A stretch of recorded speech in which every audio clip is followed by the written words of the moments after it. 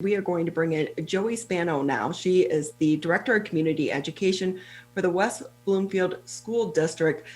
Tough time to be a community education person, right? Well, it's a difficult time to be in education for anyone, yes.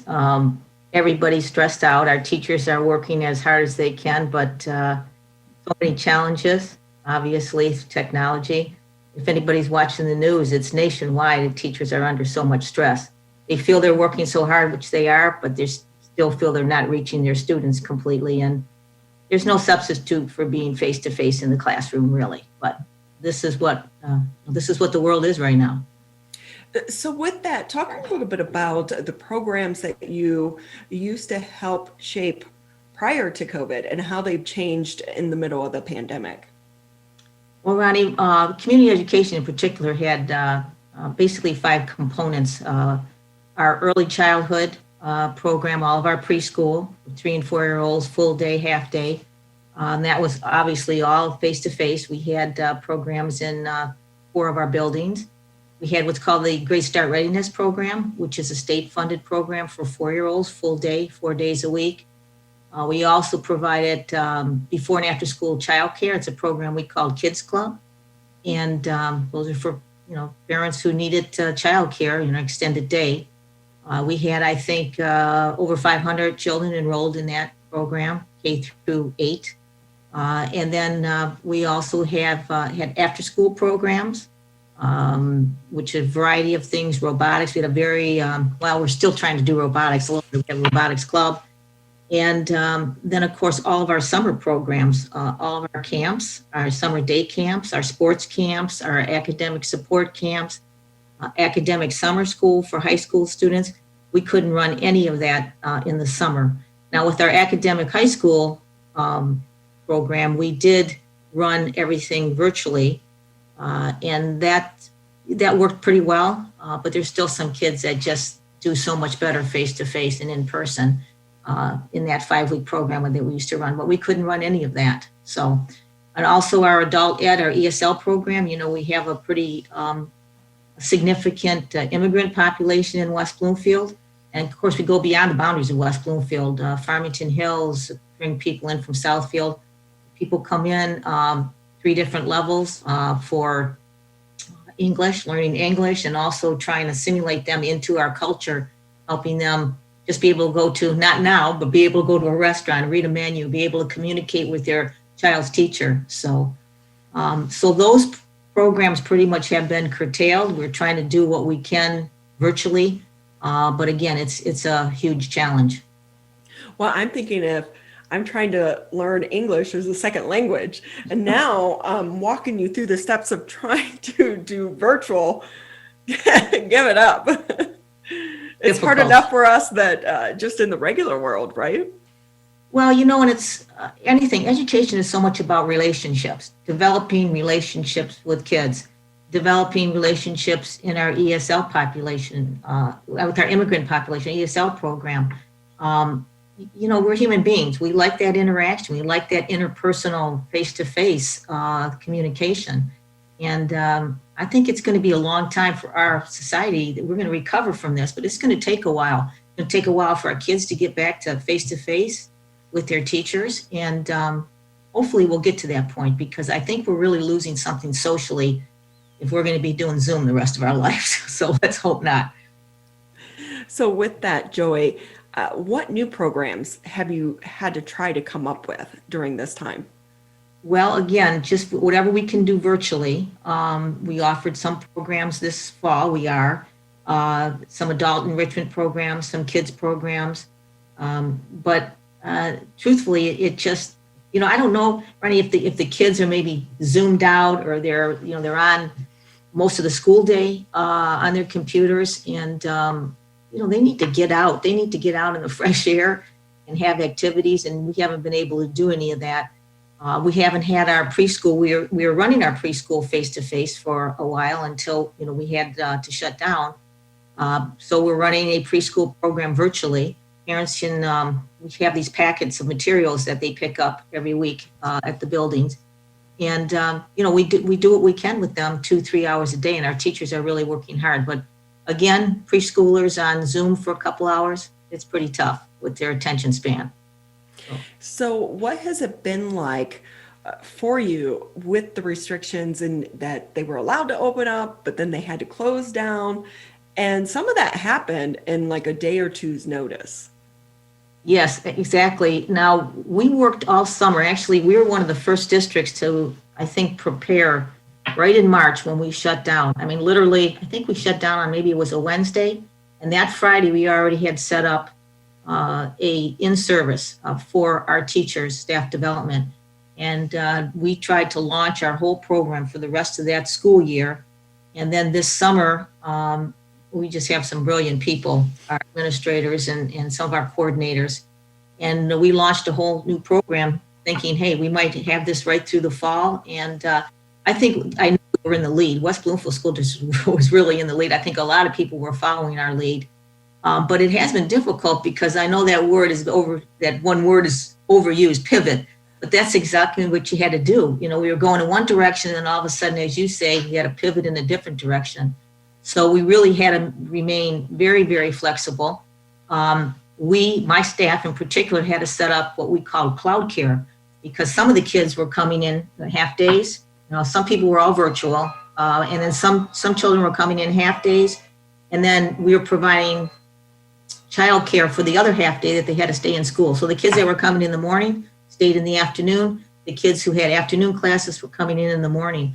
So we had a few hundred children that we were taking care of and getting staff, making sure everything was sanitized. It was a huge undertaking, but our staff was really magnificent in doing that. And I know the parents were very pleased until we got to this point to shut down again. So I'm imagining the talks behind the scenes to try to make all of this happen. You must have had flow charts like crazy. Like if this happens, we go this way. If this happens, we go that way. When you mentioned childcare, it was a great thing that West Bloomfield was able to provide for so many of these parents. But what is that like right now? Is that program shut down during this time? Yes, we haven't been able to provide any childcare because the building's basically closed.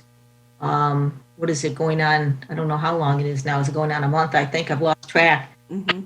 But I'm not sure what parents are doing. I really feel for parents because if both parents are working and they've got children at home and they're trying to get their schoolwork done and they're trying to help them with their virtual classes and they're still trying to maintain their jobs with their Zoom meetings or whatever, I just don't know how they're doing it. And I know it's putting a lot of stress on parents. Some parents I've spoken to said, you know, they help their children through the day and then they do their work until 1:30 in the morning. So it's really stressful on families and parents, especially parents with young children. If you got high school kids, you kind of can do their own thing and prefer to do their own thing. But if you've got preschoolers, you have young elementary school children, it's difficult. It's really a challenge. Yeah, and that's for the parents that are allowed to be able to remote work. There are so many that, can't. They need to physically be there, because of their profession. So that can make it even more challenging for them with the childcare issue. Oh, absolutely. With essential care workers, I'm not sure what they're doing. I know a couple of my neighbors have young children and some of their private daycare centers are open.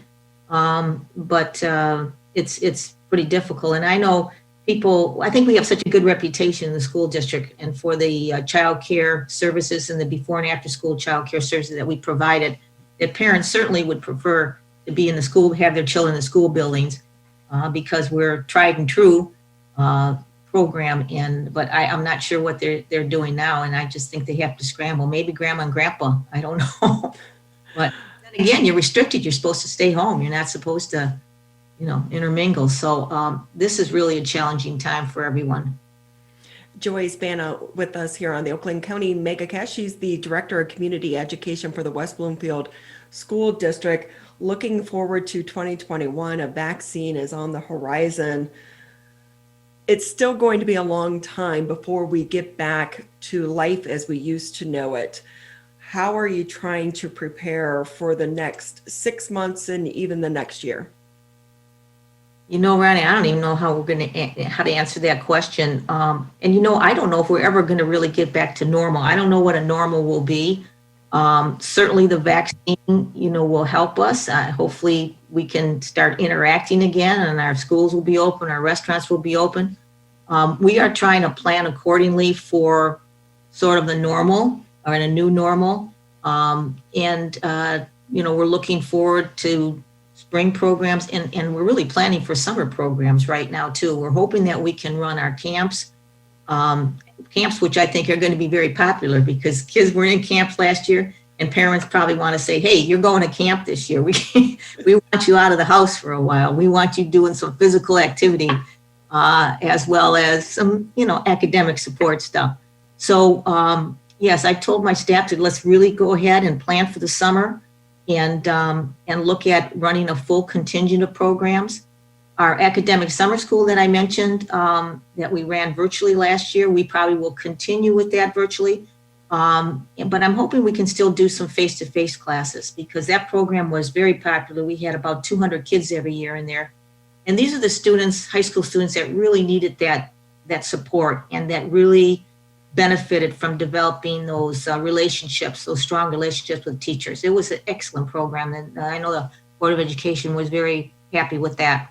So we may look at doing some of that too for a certain segment of our student population, but we'll also continue to run virtual programs for credit recovery and credit advancement. That was very popular last year. Kids could pick up a couple extra credits in the summer and then, take some electives in the fall when they got back to school.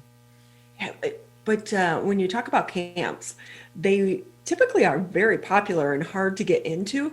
One of the side elements of this crisis, childhood obesity, is becoming an issue now because kids are sitting at home in front of their computers so much more now than even when they go to class. You're still getting up and moving in between classes. And so, as someone, you do have a background with the Parks and Rec department, those camps, to me, I think those are going to be so vital going into the future for some of these kids. Well, Ronnie, I'm glad you mentioned that. I've always been an athlete. I was an athlete, but always been into health, physical fitness, and nutrition.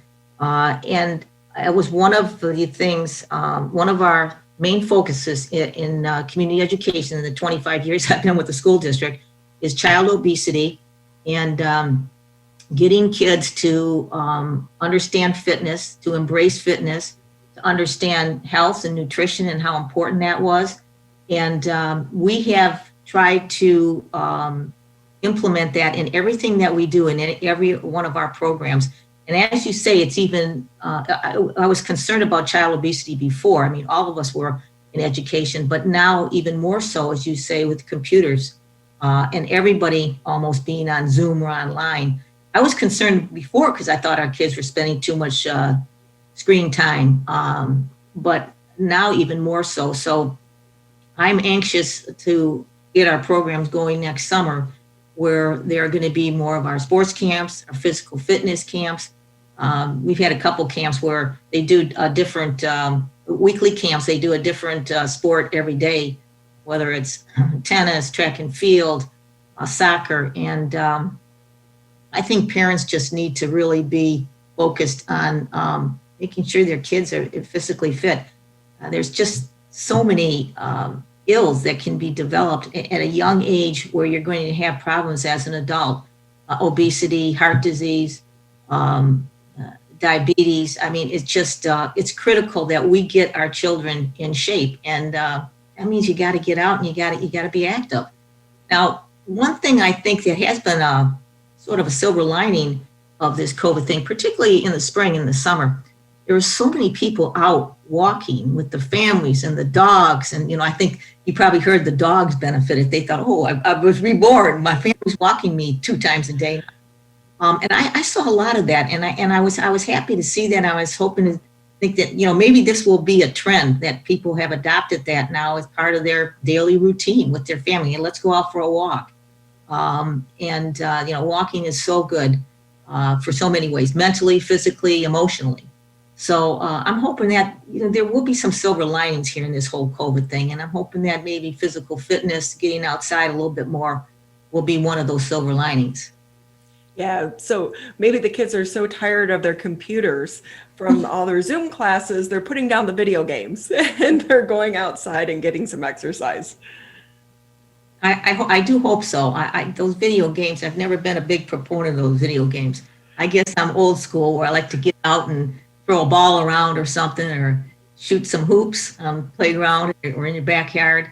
And geez, I hope we can go that is a trend. I'm hoping that we're just going to keep going that direction, because too much screen time is not good, really.